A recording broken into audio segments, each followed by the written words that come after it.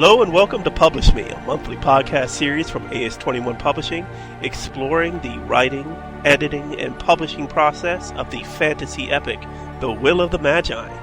I'm your host, Keith F. Shelton, and with me as always is... Hello everyone, this is Paul Dickinson Russell, the author of the upcoming novel, The Will of the Magi. I hope everyone is doing well, and I hope everyone who participated in last month's National Novel Writing Month was able to do a lot better than I did at succeeding in writing their 50,000 words. Yes, don't worry, Paul. We'll get to heaping more shame on you in just a couple minutes. This is the December 2015 edition of the podcast, Chapter 9, and we will be discussing character development. Now, this is a Just Me and Paul podcast, so if you're here to listen to guests, too bad, you're just going to have to stick with us. Continuing the process of development of Paul's fantasy epic. So now, yes, Paul, you failed on NaNoWriMo, bud. It wasn't the first time I failed on National Novel Writing Month. No, I didn't expect you to finish the book. Although that would have been nice. That would have been wonderful. Yeah. But obviously the goal of National Novel Writing Month is 50,000 words. And last month we had Eileen Vega on to talk about her tips for National Novel Writing Month after she had done it last year. So, Paul, how did you do? I was able to get just under 10,000 words written or so. Luckily, had I been able to keep at it, I would have accomplished this, because I wrote those 10,000 or so words in about the first 6 days of National Novel Writing Month. So I had a very good, out the gate pace. However, 2/3 of the way through the month, I moved into my new apartment. That, the last couple weeks of work just kind of killed me. So. Oh, and plus Thanksgiving as well, correct? Yeah, I was in a coma for about 2.5 days from Thanksgiving. My stepbrother cooked 2 different turkeys. One had a garlic base, which was delicious. The other one had a Cajun base. Okay. It was good. And they were both deep fried. Did he have the turkeys fight it out against each other, or did you just have to pick from both? I picked from both, but, after picking from both, they definitely did fight it out a little bit. All right, so let's just say updates for since we last talked. Now, usually when we have a guest on, we don't want to go too deep into the minutia of Twitter followers and following and all that stuff, because we want to get straight to the guest. So basically, any episode where it's just me and Paul, that's when you guys are going to get updates on how we're doing on Twitter, on Facebook, and thereabouts. Remember, if you do want to contact us, we're on Twitter at PublishPodcast, on Facebook, facebook.com/PublishPodcast. We're on Google+, we're on Pinterest, and you can email us at publishpodcast@AS21.com, publishpodcast@AOIS21.com. Now, since we last gave stats, I think we're actually just under 40 Twitter followers, and as the ebbs and flows of Twitter goes, really Twitter is quite fickle. I've noticed this very greatly this past week, especially. We rose up as high as 42 followers, but we're back down to 39 again. So who knows, maybe somebody followed us, thought that, and then they realized they didn't like us. And how could you not like us? Really? We are amazing people. Absolutely. How could you not like us? We're amazing people. We and try. We're very humble too. Oh, extremely humble. I like to think of myself as the most humble person alive, but then there is Paul. Yes, between the two of us, we are the most humble people on the planet. Absolutely. We are so incredibly humble. You have no idea. But yeah, we try to be funny. We're not always funny, obviously, but yeah. I think we're hilarious. But we just don't want to go too far because we don't want to get all the hate mail. Absolutely. Actually, I wouldn't mind hate mail because they give me something to read sometimes. This is true. Yeah. Now, I must admit, I can't put too much shame on you for only getting just under 10,000 words on NaNoWriMo, because I got nothing. I didn't write anything. So... Oh, shame on you, sir. Well, I didn't write anything book-wise. I did write something else, and which, in fact, that is our lead in to our sponsor for today's episode.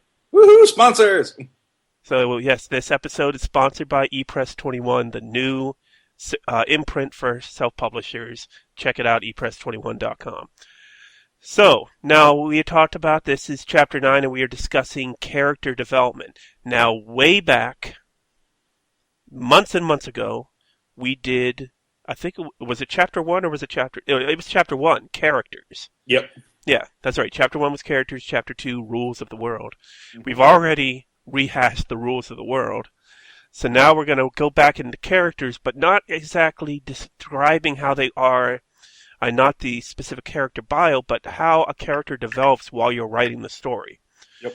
As with life, as events occur, characters change, they have to revisit their own personal opinions, their background, their feelings, just like as any normal person reacts to what's going on around them, or in some cases doesn't react to what's going on around them. There's always some sort of change, and that's really, if your characters don't experience things that cause them to evolve, as it were, during the course of a story, then what's your story? Because really, characters should constantly be fluid in some form. Paul, as you're working with Aiden, your main character, and developing that, now, for the bulk of Will of the Magi, he is the sole person you're following, correct? Yes. Okay. Pretty much the entire story, so far until this point, is, you are following your little head above Aiden's shoulder, following him around, seeing what he's doing, getting a look inside of his own head and what he's thinking. Right now, Aiden is actually, I do allow my characters some organic growth when situations arise that I didn't intend on writing, and they are what I end up writing.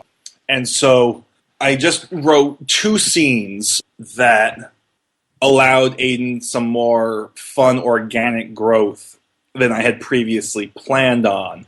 When you have fantasy, one of the things that happens is you will eventually have romance.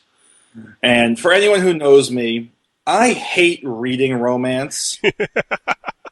I despise it, because pretty much everything I read is not romance. If I'm going to read romance, I would like to read, of the courting aspects of romance. You don't like the sudden declaring of your romantic intentions in the rain, or I like the slow build up for the romance. That's why I like to read of it. But romance these days there's no even sudden declaration of "I love you." It's a sudden declaration of, "Oh look, you no longer have your clothes on. Let's love each other."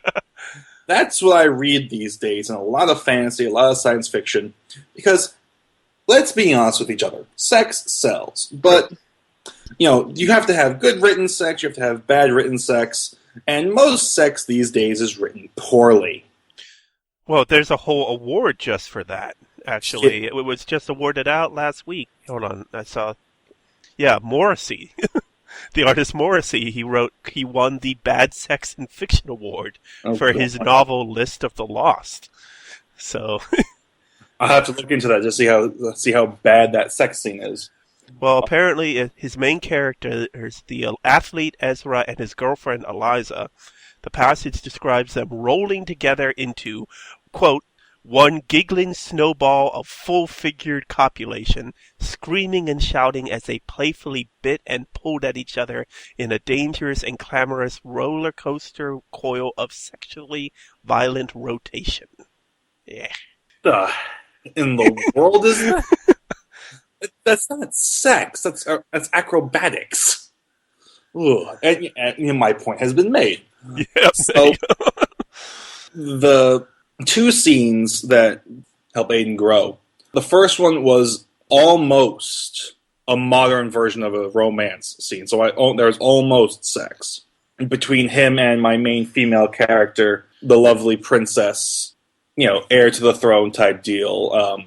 All right. I apologize to everyone. I'm completely spacing on her name right now, and I can't give away everything either. So True. Right, but it's a name. I it's mean, a name, true, but names have power. is it Khan? Is it Khan Noonien Singh? You, No, because you're not J.J. Abrams. You can't. He couldn't even get away with hiding that secret. no, he couldn't. No one could have held that secret. No, No one should have. this is true. Yeah. So Okay. my Aiden and the princess, basically through other circumstances, are together, and she has been having feelings for him. He's been getting feelings for her, and so she kisses him. I do like an assertive woman sometimes. I think a lot of men fantasize about that, but Mm-hmm. my female characters, this one in particular, is, I think if you took the definition of a strong modern woman, the I'm a woman, I don't need no man type mentality, Right. that kind of woman's strength, that's the kind of woman that my main female character is. And so she decides that she's going to do this. I mean, also you're looking at a fantasy setting woman who, she is royalty, which means she has realistically no choice in whoever she's going to marry. Right. And Almost a Merida kind of thing from right, Père Nouveau or Brave, as Disney calls it. absolutely, exactly. As in Brave, like, there are three choices, and none of them work for her.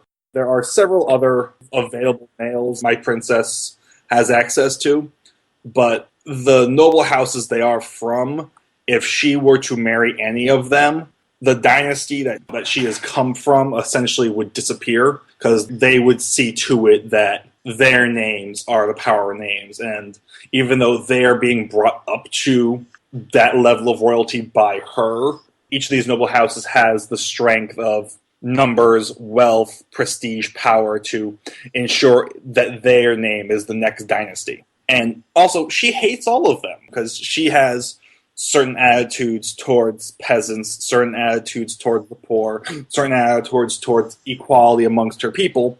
That is one of the reasons why she gets along with Aiden so well. She does eventually find out his secret in that he's not essentially noble born or rich born, and she's totally fine with that. Mm-hmm. But so in the back of her head, you do get to have, as part of the conversations leading up to this point, you do enjoy her discussing how she wishes she could marry, whoever she wished, how maybe she should bring some truly new blood up into the ranks of the nobility, yada, yada, yada, yada, yada. Right. So she kisses Aiden, and this is the point where part of Aiden's background comes to the fore, and not in a good way. Uh-oh. Because, as I've told everyone, Aiden is not entirely human. Right. I can't remember if I've told everyone what his background is.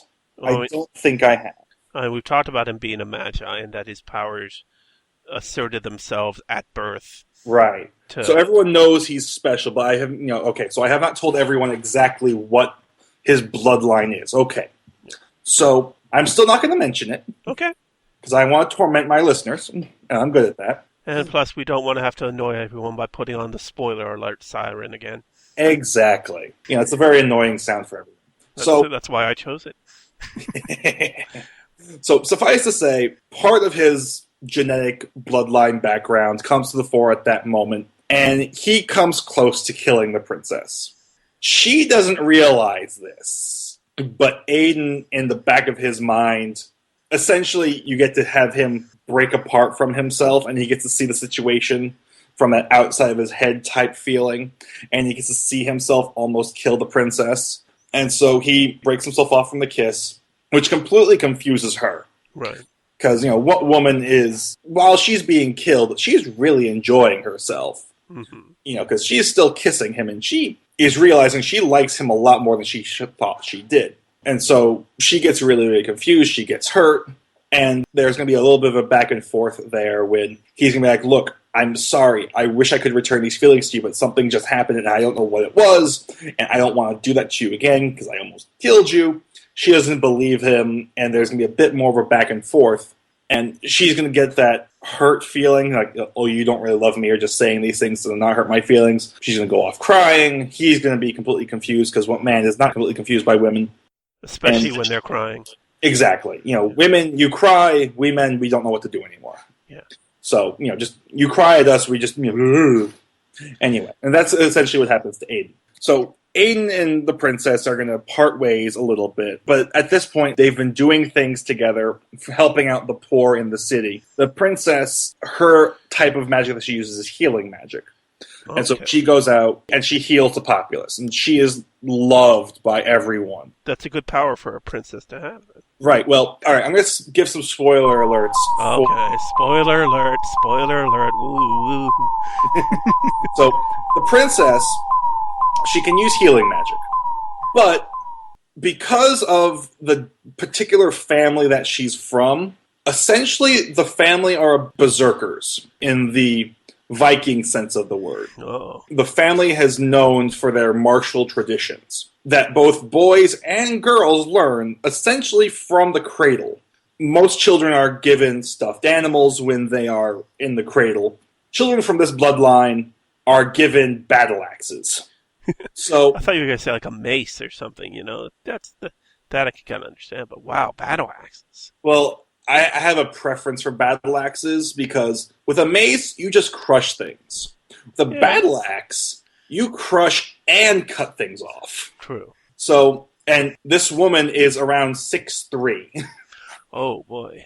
Yeah, so she's built like a Viking. Mm-hmm. But when she developed magical talent, she's not the first one in her family ever to develop magical talent, but they had essentially battle magic. Right. Most of them were fire mages or earth mages, which makes sense if you're going to be fighting a lot of wars. Absolutely. So when she got healing magic, she was, of course, kind of pissed off at this. Being a warrior and coming from that line, it's not a very hard leap for most warriors to make. It's like, oh, look, I just got run through the rib cage by a spear. Pluck spear out, heal wound, I'm back to 100% again. Yeah. So she, of course, is a very intelligent woman, as is her father, and she became a battle healer, is essentially what her line is. Because she goes out and she has this thing for the populace, she goes out into the city and she heals the poor. And she's actually quite powerful as a healer. So she will heal infants of diseases that a person with enough money could have someone heal their baby, but the poor don't have access to those kind of things. And she'll do it for free. So she'll heal the babies, she'll heal the injured, she'll heal the lepers, she'll heal everybody. Oh, boy. And she does this, she goes out like 2 or 3 times a week to do this. And she'll spend several hours doing this. And normally, if you are the heir to a throne, you have to go with bodyguards. However, because of the disconnect politically from the college and the noble houses, she has no personal bodyguards there. So it would be a great opportunity to kidnap her or kill her. Right. However, because she's so beloved by the populace, essentially she has all the poor people of the city as her bodyguards. Nice. Because they would much be happier dying than to have her get hurt. And, there will be a couple scenes that my readers will get to enjoy where she and Aiden will get jumped by bandits, brigands, assassins. And before they can do anything, the homeless people, the poor people that are around them, are going to deal with said assassins and brigands, and you will get to realize that the homeless lepers that were on the streets moments before were actually high-level thugs or assassins from the Guild of Assassins sent there to protect said princess by the poor people of the city. Right. So she has that level of love from the populace. Anyway, Aiden has made the princess go cry. He doesn't understand why. And they're going to be going out back into the city together to do more of this healing, help the poor in various ways. And Aiden having access to the magic that he does, he's able to do healing himself, so that's always useful. But he also helps them with other things. He helps them, cultivate some of the city gardens and city groves that are there. Well, you may think of having like a fire mage magic. You really can't. A lot of people just think of like shooting flame or manipulating fire, but also there's like cauterizing a wound or burning something in order to break down the nutrients in like a tree to fertilize the soil. I mean, these are all things that fire can do. Absolutely. And actually, the very first scene of my book that the readers will read, chapter 1, page 1, Aiden uses his firepower to plow fields so that they can be planted for the spring crop. Mm-hmm. So Aiden has immense powers and he knows a lot of ways of using them. But as they are traveling on one of these expeditions, they're going to bring a friend of Aiden's with them, who is an Earth Mage, who pretty much, he's the Samwise Gamgee to Aiden's Frodo. Okay. Except he's a little bit chubbier, dumpier, and dorkier. So, I mean, he's an Earth Mage from a well-to-do merchant family, but, he gets picked on by everybody. He has siblings who are there, who are much better off than he is. He has other siblings who don't use magic, who can't, who fight, who are highly intelligent. And he's intelligent, but he's been picked on by everybody. He's overweight, he's pimply, he has, I'm going to call it flaxen hair, because that's always attributed to not nice hair. True. Yes, so well, flaxen sounds like it's a coarse material and not just a color. So exactly, it's very coarse. He is not an attractive person, but he befriends Aiden early on, and he's finally worked up the courage to leave the college, because he's pretty much just stays there and he doesn't do anything outside of it. Try to make himself better, but because he's picked on all the time, he has very low confidence. And so, the scene that will come about from this, that you guys will get to see from him, is that there is going to be a trap set for Aiden and the princess. This one actually meant more for Aiden than for the princess, but it's gonna hit the three of them and the poor people that are with them. They're going to be underground in some of the city catacombs, doing their thing when the ceiling is going to collapse. Mm-hmm. Now, a earth mage, a fire mage, and a healing mage, collapsing ceiling, not really much you can do. Right. Earth mage, there's a lot you can do with that kind of situation if you know what you're doing. He's been picked on so much that he reacts instinctively, but the moment he does something, his confidence immediately starts to crumble. And so Aiden and the princess are going to be trying to build up his confidence, as are all of the poor people. And he's going to have that burst, but he's also drawing upon far more magic than he normally should be able to draw upon, which is going to cause problems for him. Right. Because when someone draws upon more magic in my world, they open themselves up to demonic possession. Ooh. Which is what, as in, demons from the nether realm come in and possess you and wear you like a suit and make you do horrible, horrible things. So it weakens your morality and your mental composure, as it were? No, think of the human body as a suit. Okay. All right, so you are no longer in there. Is someone else in there? Now, in this case, the demon can be driven out and you will come back into it. So you're not dead or devoured, but it takes some effort. Right. Unless the demon chooses to leave, which then causes his own problems. However, I will leave it here in that the demon that specifically possesses Aiden's friend isn't there to cause trouble. The demon is there to talk to Aiden. Oh, okay. Which will then cause a whole bunch of more entertainment, because the demons are there. Here's a mythological background bit for my story. If you picture the world, picture two shells around the world. The first layer shell is the netherworld. The outermost shell would be heaven. In order to get to heaven, you have to go through the netherworld, which is where the demons exist. Demons feed upon the emotional outpouring of souls as they go to heaven. No soul, unless a soul is trapped in this netherworld, for as long as it takes the demons to eat off all of the tasty bits of the person's emotional aspect. So all of their hatred, all of their fear, all of their anger, all of their rage, all of their despair, all of their tasty, tasty emotions that the demons like, once they've been cleaned off of those and the bone picked clean, then the rest of the soul, with all the happiness and good stuff, goes up to heaven, which then continues other cycles that are quite useful. The demons are having a problem, and Aiden is the first person that they know of that they can actually talk to for a moment about the problem before he tries to start banishing them. Because they can't talk to any of the other races, because elves, dwarves, the dark elves, the trolls, some of the other human factions, they will just banish the demon immediately, try and enslave them immediately, or try to absorb them and use that demonic strength for themselves, but by controlling the demon anyway. So he's kind of a little bit slow in banishing the demon, but because he is, it actually is helpful. Right. The human kingdom that Aiden lives in, full Magi, knows how to banish very easily.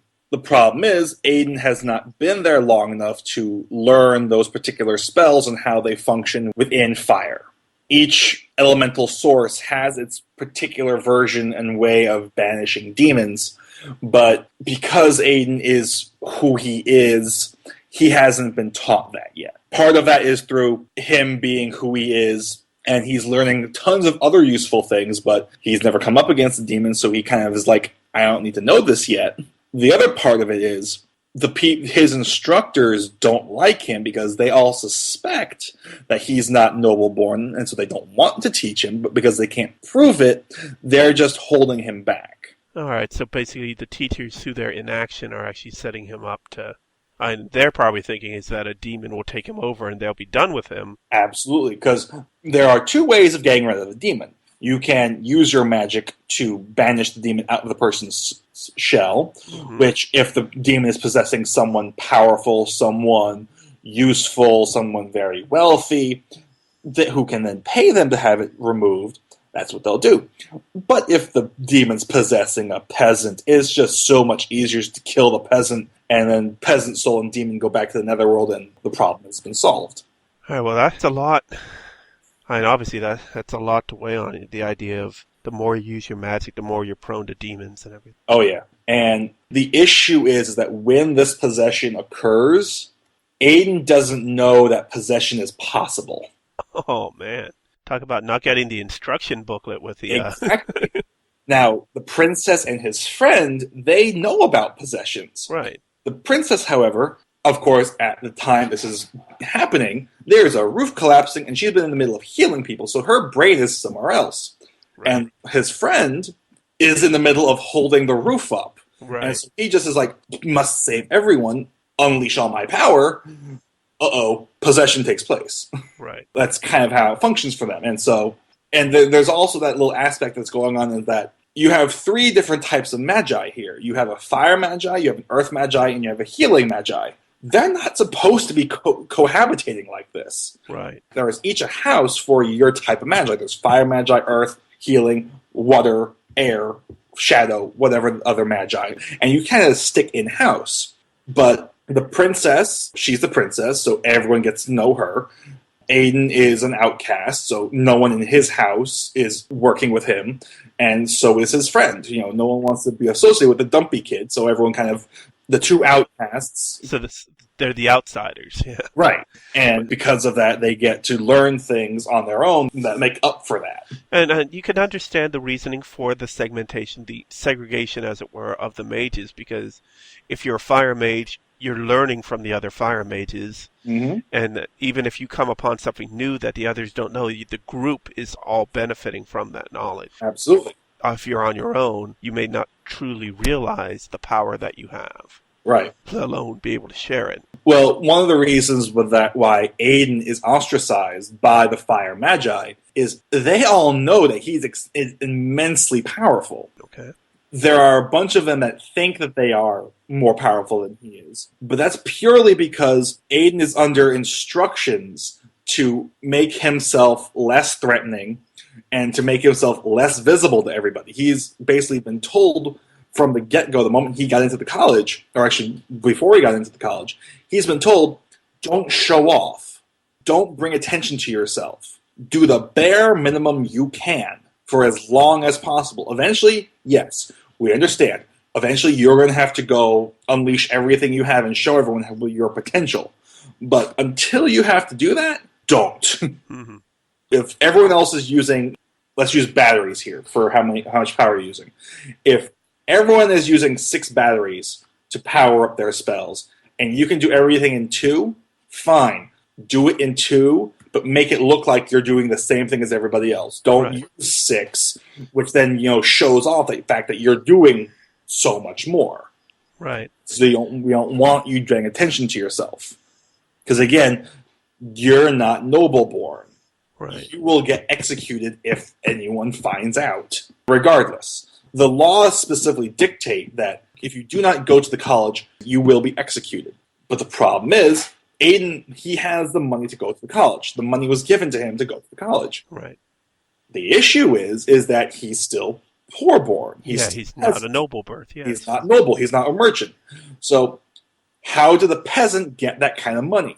Mm-hmm. Peasants only can get money one way, by stealing it. Right. Obviously, he stole all that from someone wealthier, and then, of course, they can then go on to the next leap. He didn't know. That's not actually his power. Those peasants have learned a new power. They've found an old type of magic that allows them to steal the magic from other magi, Mm-hmm. which is bullshit anyway. However, when people are in power, they will come up with whatever reasoning they want to keep themselves in power. That's just the way power is. So Aiden's been holding out this whole time. And one of the other things that is happening to him as he's developing up until this point is the strain is starting to get to him. Right. He has been in this kind of situation, holding everything back, because he is holding himself in because he doesn't want to show off what he can do. Yeah, and that's the thing of character development. So often we see in fiction and in television and movies, characters getting stronger, but it can go the other way too. The stress could get to you where it drives you insane or makes you weaker or makes you frail or otherwise damaged. I just look at Hunger Games, the difference in the character development of Katniss versus Peeta. Mm-hmm. Katniss gets so much stronger. Even as she gets injured, she still continues to get stronger towards the end of the book. Mm-hmm. And while Peeta gets weaker because of, obviously when he was under the control of the Capitol, he had to deal with some pretty serious stuff there. Mm-hmm. But overall, it weakened him. Well, you could also go along, make the additional line up in the Hunger Games one, the development in terms of strength from Katniss, Peeta, and Kale.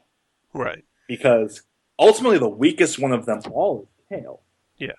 Because he tries, he starts off as this amazing individual taking care of everybody, but then he gets swept aside by, swept up with the events and by the other personalities, and just becomes another drone for everybody else. Whereas Katniss, she has these immense crises of faith, these immense times where she is doubting everything and everyone, but she still just goes, to hell with it. I'm going to be my own person, and makes her own decisions. Right. We're fortunate. There's a lot of good storytelling on TV and, in TV-adjacent programming, as in Netflix and internet and everything. Oh, yeah. That we see a lot of good cases of character development. Then, of course, there's cases of bad where characters never seem to change and they're in a constant loop as well. Yeah. Unfortunately, you see too much of that in comedy shows. But right. I don't know. Some of my favorite character development in TV shows these days was Criminal Minds, Bones, and I'm enjoying Amazon's new one, The Man in the High Castle? Yeah, thank you, Man in the High Castle. Great show. We just finished watching that. I'm loving that. Yeah, we're still got a couple episodes left of Jessica Jones on Netflix, but we just finished Man in the High Castle. There you go. I almost consider that a crime that they released both of those shows on the same day. You give us 13 hours of one show and 10 hours of the other. There's only 24 hours in a day, and I have to sleep sometime. That's that one extra hour. Yeah, that's the 1 hour. You sleep for you sleep for 5 minutes at the end of each episode. True.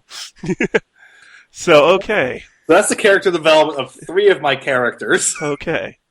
Like I said, it's the actions of the people and the others around them. It's the events that's happening. Mm-hmm. Even if there's nothing happening, the boredom of nothing happening can in itself inspire changes to occur. Right. Because it may inspire people to do something. Well, that's going to be one of the fun things with Aiden, is that the strain, at this point in the story, he's already dealt with the strain. Right. In a especially productive manner for him. In that he did break under the strain. I'll reveal this much. I'll spoil this much. He did break under the strain a little bit, and it revealed other potential avenues for him that allows him. I'm going to give everyone these general details and let them think of it what they will until they read my book.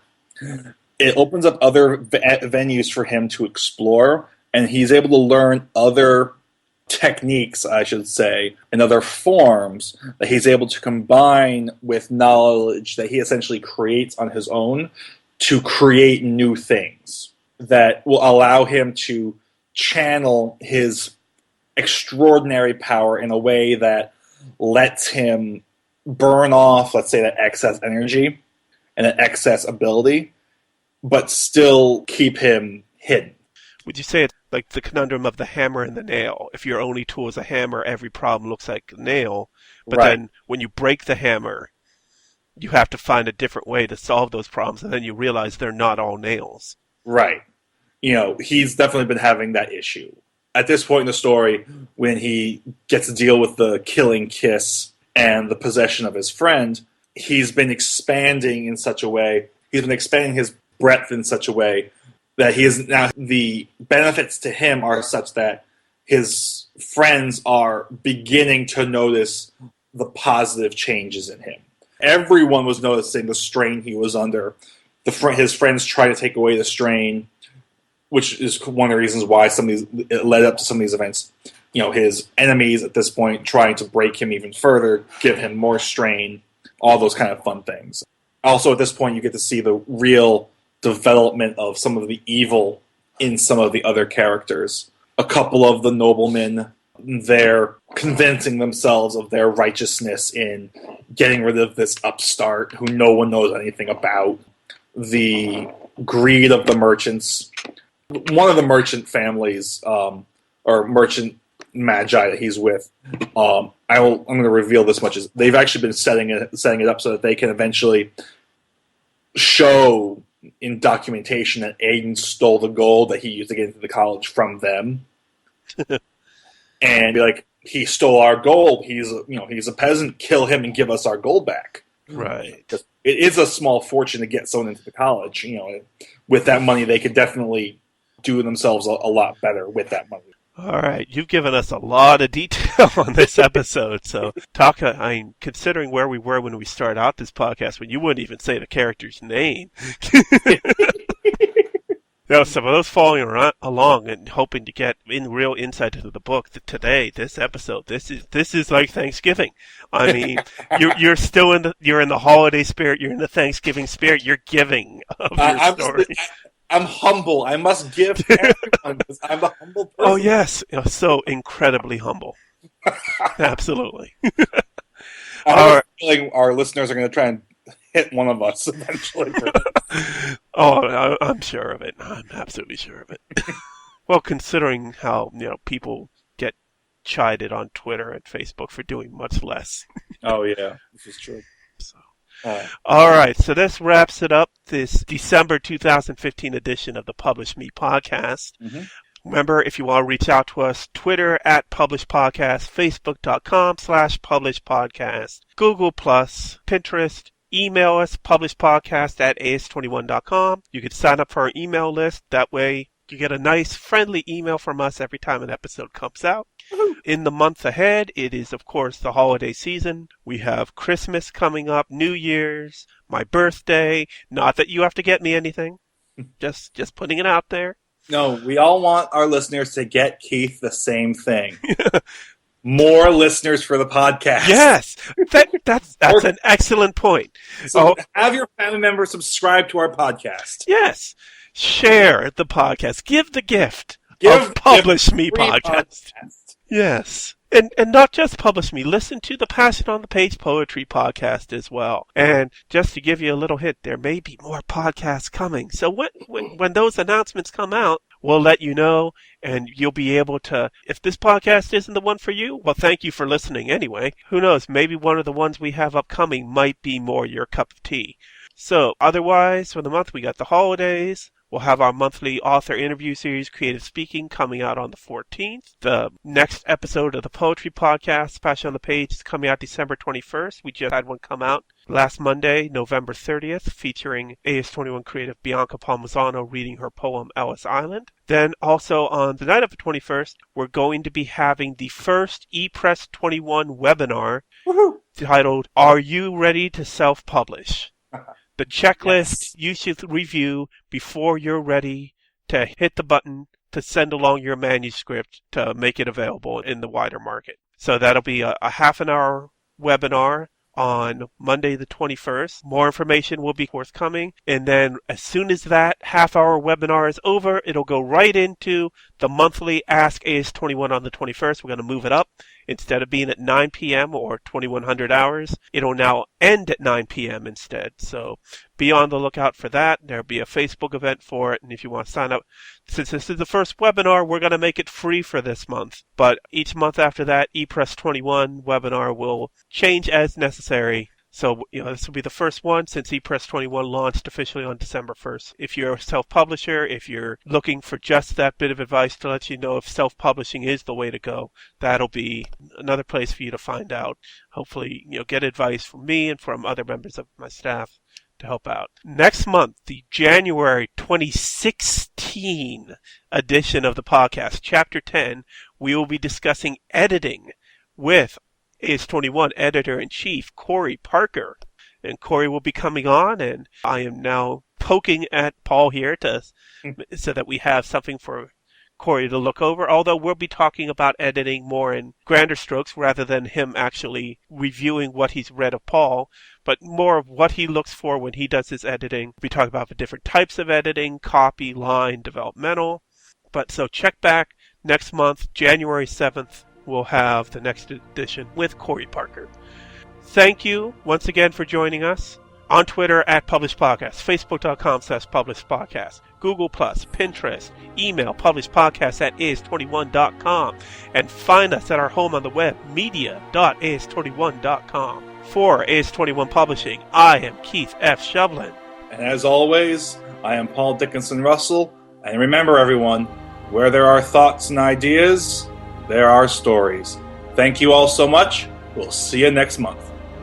Copyright 2015, AS21 Publishing, LLC. All rights reserved.